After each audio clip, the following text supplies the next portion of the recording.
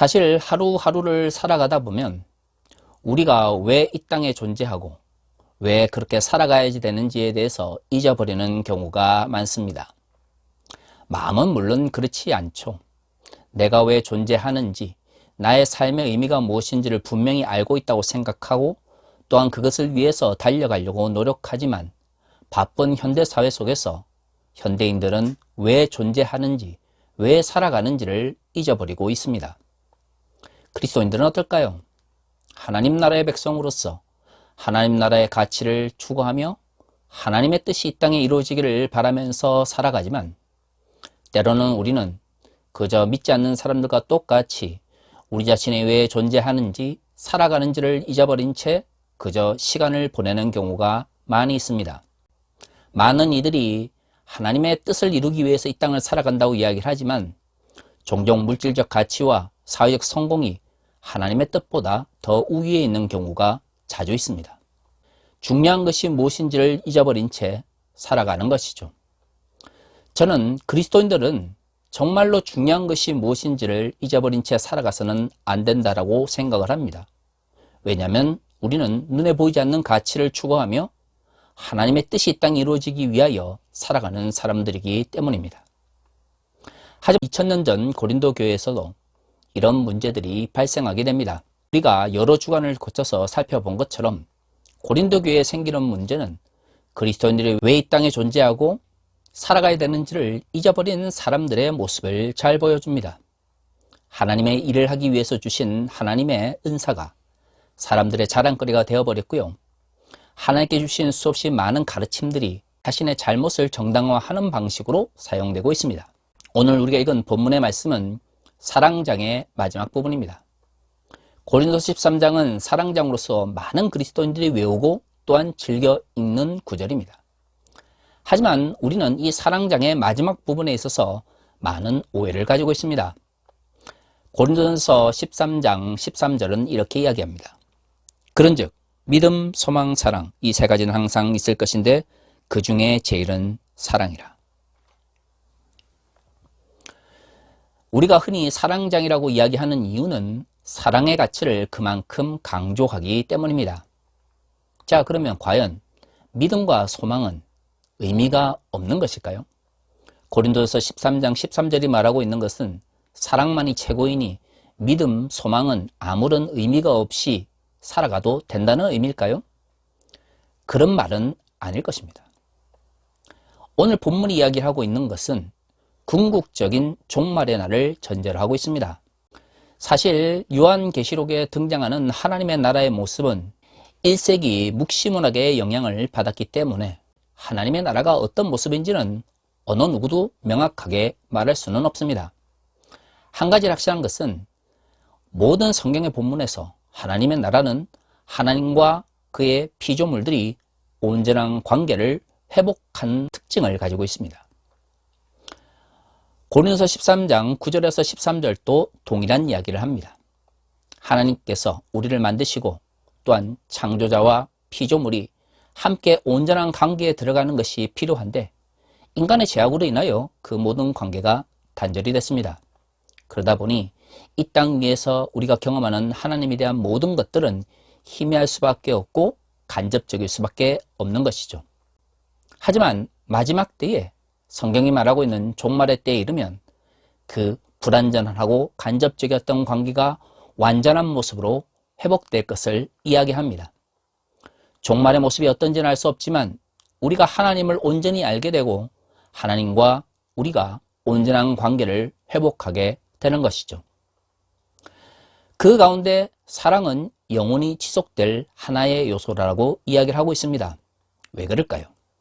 믿음은 결국 눈에 보이지 않는 하나님을 눈에 보이는 인간이 따르고 섬기기 위해서 필요한 기본적인 조건입니다. 사랑이 마지막 가치라고 해서 믿음이 의미 없다라는 것이 아닙니다. 우리가 이 땅에 살아가는 동안 우리는 눈에 보이지 않는 하나님을 믿고 따라야 됩니다.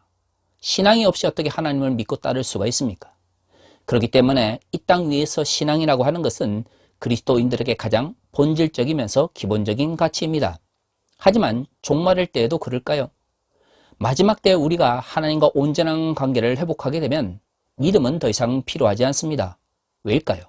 우리가 얼굴을 직접 보는 것처럼 하나님을 경험하게 될 것이기 때문이죠. 소망은 왜 필요합니까? 믿음을 가지고 있지만 우리가 이 세상을 살아가면서 우리는 수없이 많은 어려움을 경험하게 됩니다. 그 모든 것들을 이겨낼 수 있는 힘이 무엇입니까? 소망입니다. 윌리엄 몰트만이 희망의 신학과 희망의 윤리에서 이야기했던 것이 무엇일까요? 그리스도인들이 이 땅에서 현실을 바꾸며 어려운 가운데서도 하나님의 뜻을 이루어 나아갈 수 있는 진정한 힘은 종말론적인 희망에 있다라는 것입니다. 미래에 일어날 현실을 오늘날 우리의 삶을 통해서 실현하는 것이 기독교적 믿음인 것이죠.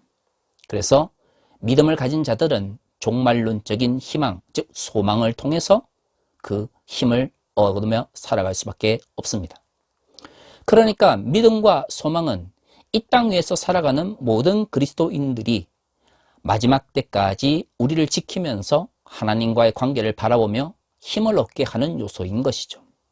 하지만 종말의 때가 이르게 되면 그 두 가지 요소는 더 이상 우리에게 필요하지 않습니다. 우리는 하나님을 얼굴을 보는 것처럼 대면하게 될 것이고 지금은 희미했던 모든 하나님에 대한 지식들이 그때는 완성을 이루게 되겠죠. 그럼에도 불구하고 남아있는 것은 무엇입니까? 사랑입니다. 지금도 우리가 하나님을 사랑하고 또한 종말의 때에도 우리가 사랑하는 하나님을 만나게 될 것이기 때문이죠. 종말의 때에 이루게 될 하나님의 나라 가운데서도 우리는 사랑의 관계를 통해서 영원히 하나님과 그 관계를 유지할 것입니다. 그래서 사랑의 가치를 강조하는 것이죠. 믿음, 소망이 의미가 없다라는 것이 아니라 종말의 때를 상징하고 있는 이 사랑장의 마지막 부분에서 사랑의 가치는 종말의 때에도 영원할 것이라는 이야기입니다. 결국 고린도전서 13장에서 말하고 싶은 이야기의 핵심은 무엇입니까?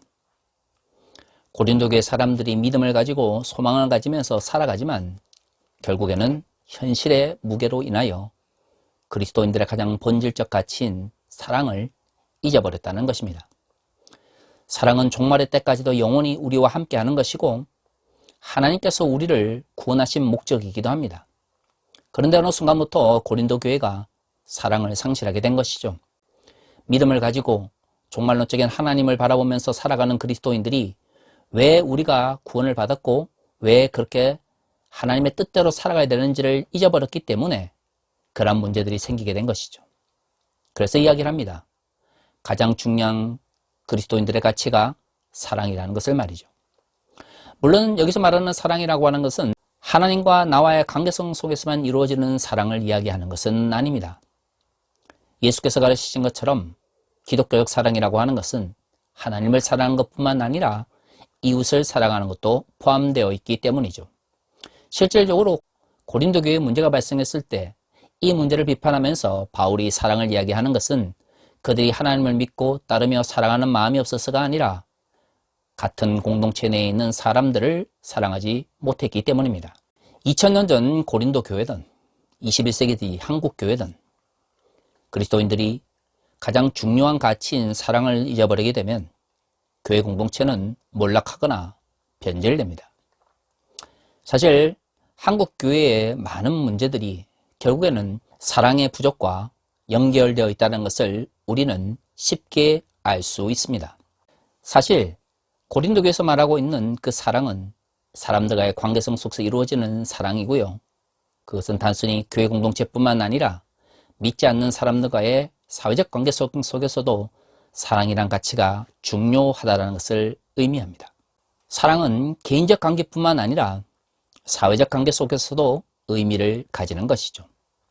그런데 어느 순간부터 한국 교회는 사랑이 가지고 있는 사회적 가치를 잊어버리고 살아갑니다.